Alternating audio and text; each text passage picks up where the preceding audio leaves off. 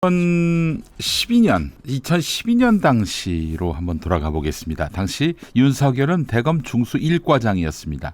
근데 이 사람이 당시 감찰을 받고 있었어요. 장모 사건을 무마해 준다. 여러 의혹 때문인데요. 그런데 윤석열이 미국에 가더니 노무현 대통령의 딸 노정현 씨를 수사한 것입니다. 남의 나라 땅에 가가지고 수사를 한 것이죠. 자, 이 사건 그냥 가벼이 넘길 일이 아닙니다. 이를 최초로 보도했고요. 지금까지도 계속 팔로우업을 하고 있는 오마이뉴스 구영식 기자를 지금 연결하도록 하겠습니다. 구영식 기자님 나와 계시죠? 네, 안녕하세요. 네, 구 기자님 고생 많으십니다. 예. 2012년에 윤석열 대검 중수 1과장. 이 사람 예. 무슨 일로 미국을 방문한 것이죠? 당시 제가 취재했을 때 그 대검 관계자는 그 국제 반부패 회의에 참석하기 위해 출장을 갔다 이렇게 얘기를 했고요. 네. 그리고 당시에 제가 그 윤석열 검사가 장모 관련 사건에 네. 영향력을 행사하고 있다는 의혹을 취재를 하고 있었기 때문에 윤석열 검사가 저한테 전화를 했어요. 예. 그래서 이제 그거 관련해서도 출장은 왜 갔냐라고 물어봤더니 세계은행에서 수사 실무자를 파견해 달라고 요청이 와서 자기가 반부패 국제회의에 참석을 하게 됐다 이렇게 해명을 했거든요. 그래서 반부패 회의에 참석하러 갔구나 이제 이 정도로만 이제 생각을 하고 있었죠. 의심이 약간 남았긴 했지만. 예. 자, 일단은 당시에 장모 사건과 관련해서 개입했다. 이거는 뭐 한마디로 장모가 수사상 불이익을 받지 못하도록 하기 위해서 수사를 무마했다는 그런 의혹인 거죠? 예, 그 장모와 정대택 씨라고 하는 분 사이에 그 부동산 건물을 두고 오금 스포츠 프라자 관련 건인데요.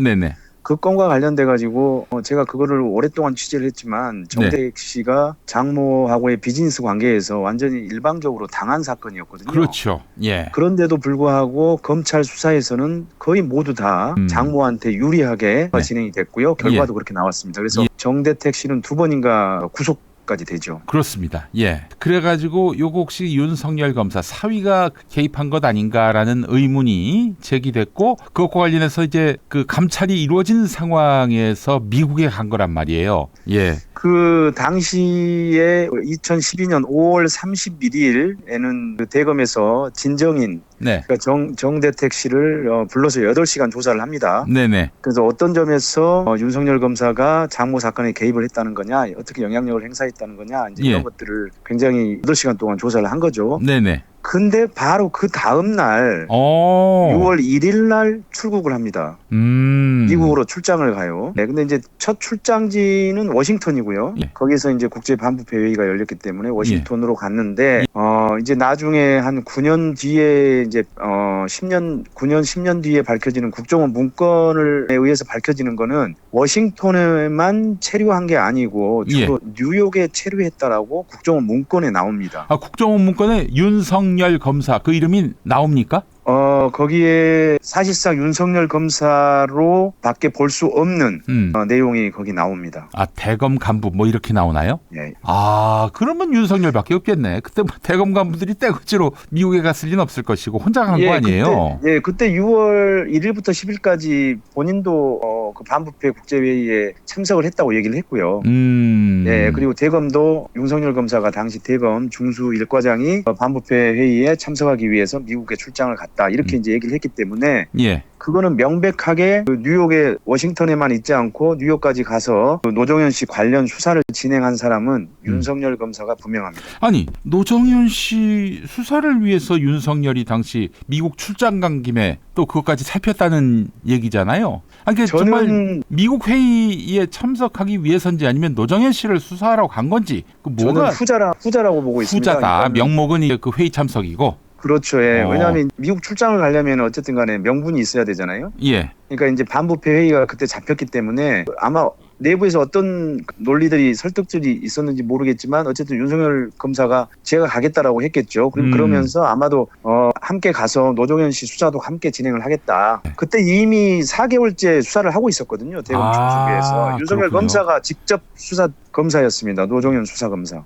그랬어요. 그 노정현 씨는 노무현 대통령 딸이고 또 2012년이면 노 대통령이 서거하시고 3년 뒤고요. 그렇죠. 당시 그 노정현 씨에 대해서 뭘 수사를 했습니까? 그 허드슨 콘도라고 하는데요. 원래 정식 이름은 포트 임페리얼 아파트인데 그 그 이제 고가의 아파트를 13억엔가 주고 뭐 매입을 했는데 그 매입 자금에 어떻게 만들어졌는지 그 경로가 어떻게 되는지 그리고 그게 누가 도대체 제공을 했는지 뭐 이런 것들이 있었거든요. 근데 이미 이와 관련된 그 수사는 2009년 5월 23일인가요? 노 대통령이 서거한 직후에 김경환 법무부 장관이 노무현 대통령뿐만 아니고 가족과 관련된 모든 수사를 종결한다라고 이렇게 선언을 했거든요. 네네네. 그러니까 이미 그 사건은 봉인이 돼 있었는데 그거를 다시 봉인을 풀고 그 사건을 다시 끄집어내서 대검 중수부 윤석열 검사가 수사를 하고 있었던 겁니다. 왜 수사를 했을까요? 그 봉인을 풀고 말이죠. 그게 2012년 4월 달이 총선이거든요. 네네. 예.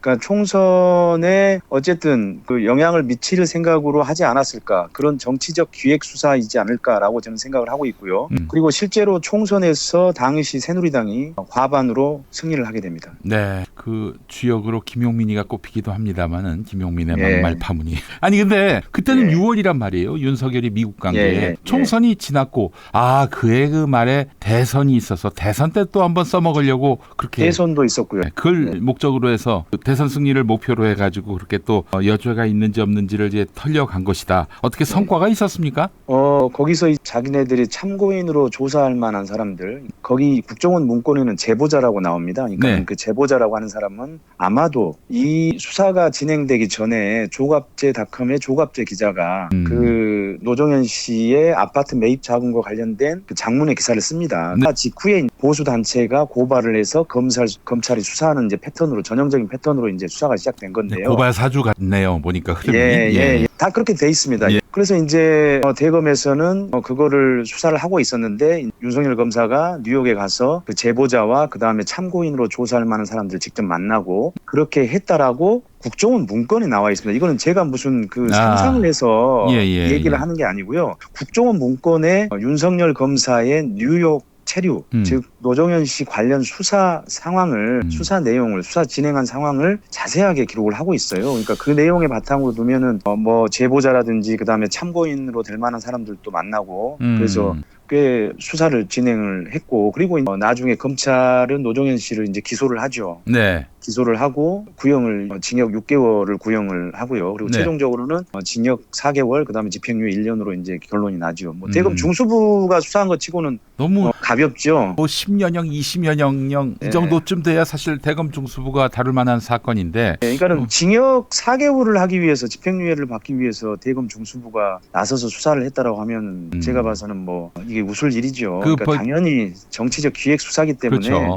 이 범죄자한테 이제 뭔가 응징할 목적으로 하기엔 너무 사이즈가 작고 그렇다면 결국에는 이제 정치적 목적 이 사건으로 인해서 노무현 전 대통령 집안 모욕 주고 또 민주진영에도 정치적 리스크를 안겨주는 뭐 그런 목적이었다라고 볼 수 있을 텐데 자 그래서 당시 이명박 정권이 그 바라던 수사였다라고 볼 수 있을 것 같아요. 근데 당연히 말씀하시죠. 그러니까 방금 얘기하신 대로 이명박 정부가 바라는 수사였고요. 그다음에 두 번째는 개인적으로는 당시 윤석열 검사가 김건희 여사하고 결혼한 지 한 3, 4개월 되던 때였거든요. 2012년 3월에 결혼했어요. 물론 그 전부터 두 분이 같이 동거를 했다는 살았다라고 하는 얘기도 있었지만 어쨌든 간에 결혼을 한 이후였고 그리고 하필 그 결혼한 이후인데 그 정대택 씨가 장모 사건에 윤석열 검사가 개입을 해서 장모한테 유리하게 수사를 진행했다라고 진정을 내서 대검에서 그거를 감찰을 진행하고 있는 상황이었기 때문에 검사 윤석열로서는 큰 꿈을 꾸고 있었던 검사 윤석열로서는 상당히 위기 상황이었던 거예요. 그러니까 이 위기인 상황에서 자기가 노정현 건으로 해가지고 그렇죠. 이명박한테 잘 보여가지고 이 위기에서 탈출하려 했다.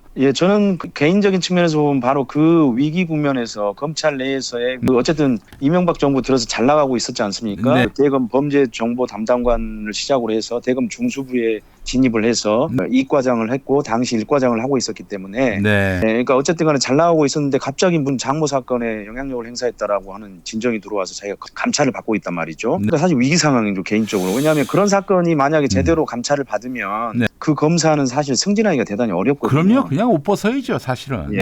정치가 없죠. 그래서 개인적으로 보면 위기 탈출을 위해서라도 노종현 관련 수사를 잘할 필요가 있었고 확실하게 기소를 할 필요가 있었던 거죠. 자 이걸 보면서 윤석열이 위기 때는 정말 수단 방법 가리지 않고 뭔가 다른 사건을 만들어 가지고 그걸로 해서 돌파구를 삼으려고 한다. 이런 점을 알 수가 있을 것 같고요. 예. 그러니까 왜 대검 중수과장 정도가 되는 검사, 간부 검사가 굳이 관련 취재를 하는 기자한테 굳이 전화까지 할 필요 없거든요. 그렇죠. 우리 예. 직접 그냥 전화를 뭐 받으신 거 아니에요? 예. 예. 알아서 뭐 수도록 하거나 아니면 뭐 굳이 자기가 코멘트를 해서 기사를 키워줄 이유가 없거든요. 예. 그럼에도 불구하고 얼마나 다급했던지 저한테 직접 전화를 해서 거기에 대해서 해명을 했고. 뭐라고 해명했습니까?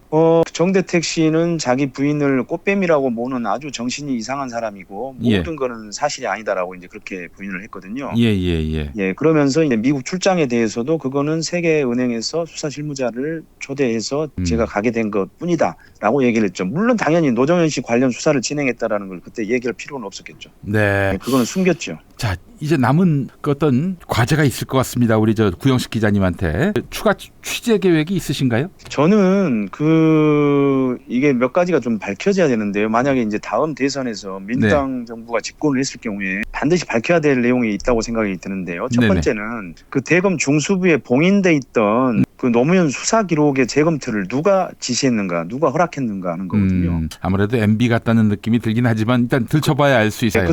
그때는 뭐 이제 라인으로 치면은 대검 중수부장이 있고 그 위에 검찰총장이 있고 그 위에 청와대 민정 라인이 있고 이렇게 굳이 얘기하자면 그런 라인을 생각을 해볼 수가 있습니다. 대검 중수부장은 최재경이었고요. 검찰총장은 한상대였습니다. 그러니까 이런 라인에서 혹시 그 노무현 수사 기록 검토를 허락했는지 지시했는지 이게 반드시 밝혀져야 되고요. 그다음에 국정원 문건에 보면 그 국정원의 수사 정보를 제공한 대검 관계자가 있습니다. 네네. 그 국정원 문건을 보면은 이거는 윤석열 검사가 얼마나 열심히 노정현 수사를 하고 있는지를 보여주는 그 문건이거든요. 그러니까 윤석열 검사를 띄우기 위한 그런 의도가 보이는 그런 문건이에요. 그래서 도대체 그러면 국정원에 누가 윤석열이 워싱턴이 아닌 뉴욕에 가서 노정현 관련 수사를 했는지 그 정보를 누가 국정원에 제공했는지를 반드시 밝혀져야 하고요. 저는 사실 이제 그 문재인 정부는 두 가지 의혹을 제대로 확인을 하지 않았어요. 문재인 정부가 국정원 문건이 곽상은 의원에게 그러니까는 노무현 대통령의 사위죠. 지금 현재 민주당 의원이고요. 그분이 그 국정원 문건을 받은 게 2021년 1월하고 3월이거든요. 그러니까 그때 이미 윤석열 검사가 어떤 일을 했는지가 드러났어요. 드러났는데도 불구하고 문재인 정부는 그런 내용들을 제대로 확인하지 않았죠. 확인하지 않은 정도가 아니라 검찰총장으로 또 중용을 했단 말이에요. 참 뼈아픈 일입니다. 구영석 기자님 관련한 이야기 또 나중에 한번 모셔서 또 이야기 듣도록 하겠습니다. 고맙습니다. 오늘 말씀 잘 들었습니다. 오마이뉴스 구영식 기자와 함께 했습니다.